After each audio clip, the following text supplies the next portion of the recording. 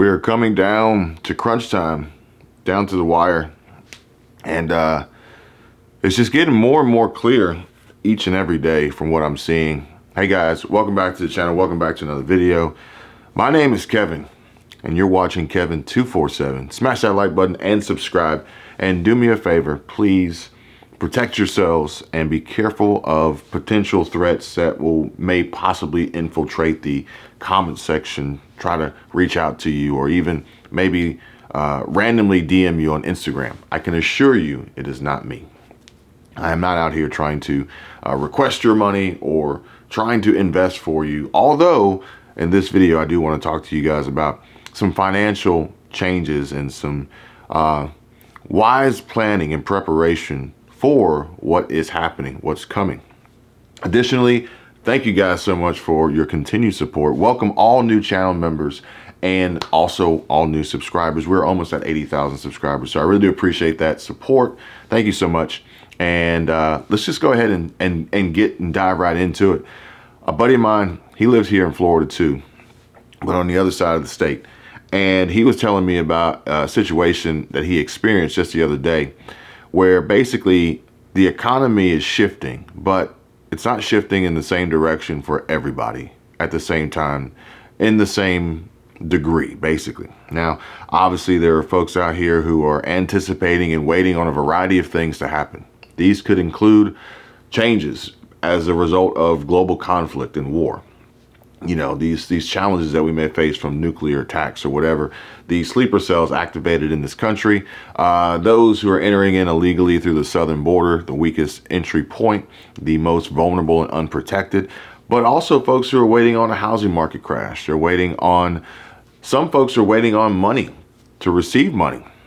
And this could be from a housing market crash from an investment standpoint, or from a fixed income position and looking at the possibility of getting 3 checks in December, which that is a realistic possibility from Social Security Administration. And even there's another one with Alaska, and folks in Alaska are going to get a stimulus check for $1,300. So a lot of folks are out here waiting on a lot of different things to happen, but it's not the same for everybody. This economy, this recession, the high interest rates, the job market, unemployment levels, business, bankruptcy, the banking systems and their potential vulnerabilities and failures are all affecting people in different ways. And if you would want to discuss this further, then by all means, links in the description down below to contact me. I just uploaded a new video for members specifically talking about something very, very important as it relates to your money and saving money and ultimately making more, that everybody should be paying attention to. So there's a link in the description if you want to check that out. However, my buddy in Florida was saying that he was the most simplistic and basic indicator of what's going on and what's happening was his experience with Walmart, and also not just his experience, but what Walmart has been doing here recently, the changes that Walmart is making, as well as other retailers. And it's not just theft and crime as being an issue. They are putting the squeeze on every possible, they're going to tighten up, and not just them. Businesses right now, as I've told you guys before, businesses are going to support businesses throughout this entire recession, okay? If you're going to survive, you have to be in alignment with business. The individual is very, very risky not having a connection and tied to a strong business or a network of businesses through, again, diversity, security, and cash flow. I said this last year. I've been saying it all year. I feel as though it's very clear and evident what I mean by that as each day passes by and we see the need for diversity with banks failing and ACH transfers and errors and glitches, and diversity in income, diversity in savings, diversity in banks, diversity in credit cards, diversity in jobs, okay, diversity in your skill set. security with these cyber attacks and data breaches and banks letting people into your accounts and taking money out. All these things that are happening. Cryptocurrency security as well, protecting your keys. But cash flow is huge. Cash flow is very important, especially for some of these businesses who are operating at a loss. But they need the continuation of cash flow to keep the doors open and keep kicking the can down the road.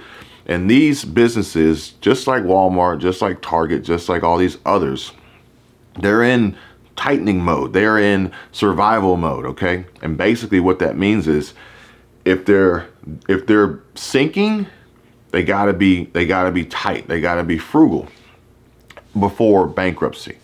If they're not, and they don't want to fall into that category and risk ultimately a total collapse and failure, they just gotta tighten up. Just like we saw with Citizens Bank in Sac City, Iowa.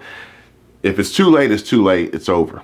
But the smart businesses are paying attention to the vulnerable businesses that are actually going out of business and realizing, okay, we're not there yet. We don't ever want to be there, but we do need to take action to protect ourselves from any possible loss in revenue and, most importantly, profit. So it's not just what they say on the news or what headline they put out or what story, whatever it may be. There's more to it that I typically have these deeper dive conversations with the folks in my circle and members on the channel. So when I see Walmart making these changes, when I see Target following suit, when I see grocery stores and chains doing the same, it's a clear indication to me of where we are. And they have obviously executed on diversity. They're working on security, and they have to maintain that cash flow, especially given how high interest rates are. They're not going to be wanting to borrow money from the banks, and the Fed is likely going to continue to raise interest rates. But with that being said, at the exact same time, there's a flip side to this. There's a flip side to the alternative consumer. And when he told me that there were people lining up to pay 30, 40, 50, sometimes even 70 or more dollars to park their vehicle, to then enter into an establishment to pay 300% more for cocktails and drinks than they have last year. That to me was a clear sign and indication that there are obviously two sides to this, the haves and the have-nots. Now, granted, the have-nots could also be included in this category as they are running up the tab and charging their credit cards and going deeper into debt. Whereas the haves, that whole thing, they could spend thousands of dollars a night. No one would ever blink an eye. It would never affect them. And they would carry on about their day, their lives. And that's not the case for everybody. So for me, I then have to take all of this information and say to myself or think to myself, have these conversations with my wife and discuss our strategy moving forward. And that is plain and simple. We can't do this anymore.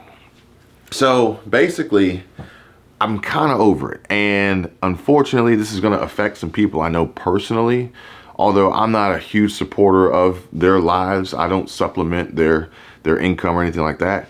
But moving forward, odds are we're going to have to limit and pull back and cut back and just basically lock it down.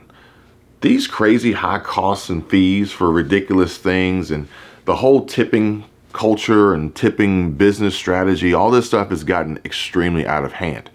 And I refuse to participate any longer, as I originally did, to help support the businesses and the people in the economy to keep them going.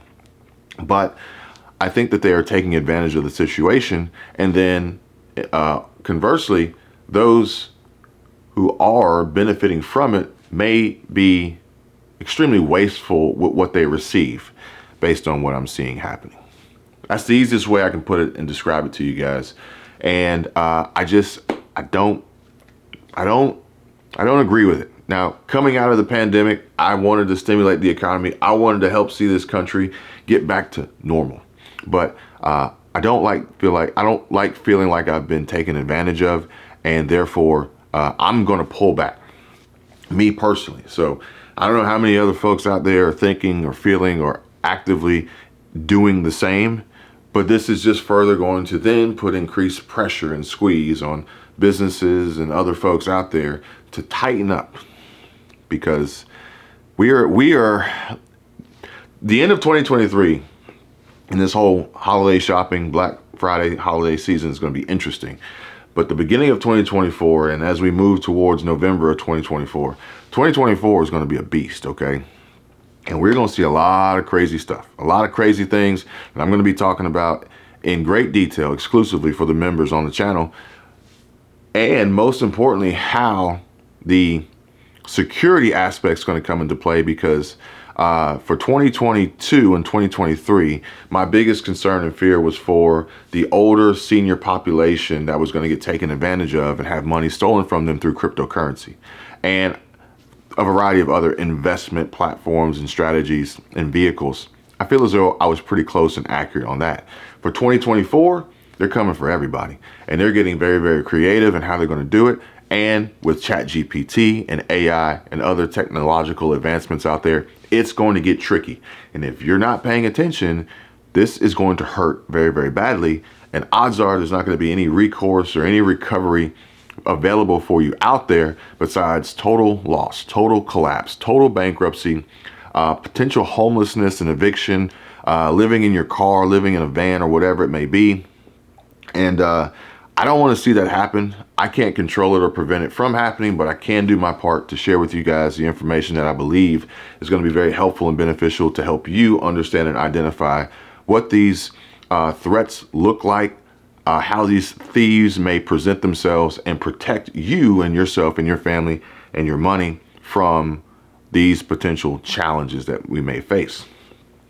It's going to get crazy. It's going to get crazier than it already is. It's going to be tough. But for those who are interested, for those who really truly care to know how to get ready, how to prepare, then by all means, you're more than welcome to join over on the member section of the channel. I'll continue to post videos here and other content and information, but I feel as though I want to curate.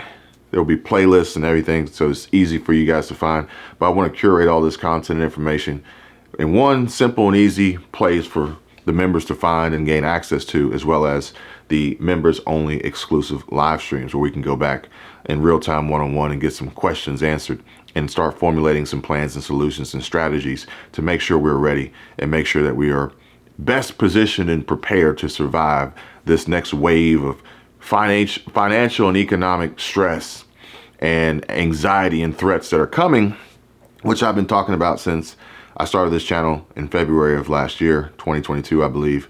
And the threat was always going to come in the form of a financial and economic hardship. You can argue with me all you want about it. Yes, there are other challenges out there, but all of these challenges all tie back to the dollar. They all tie back to money, credit, income, jobs, savings, investment, retirement. They all tie back to it in some way, shape, or form. And we can have this discussion and debate, all day long.